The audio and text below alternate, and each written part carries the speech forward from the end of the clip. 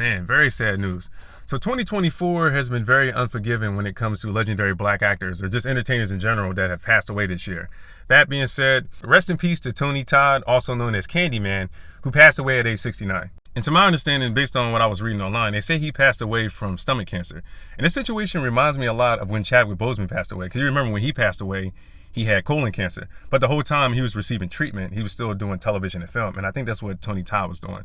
Because based on what I read, he's going to be in Final Destination 6, which comes out next year in 2025. And if you're a fan of the Final Destination franchise, you'll remember that Tony Todd played the owner of the funeral home.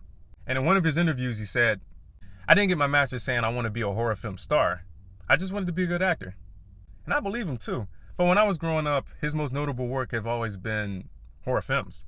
But yeah, if you look back at his body of work from the 90s, that was the only thing that I was familiar with at the time, until I got older and I started seeing him appear in other films.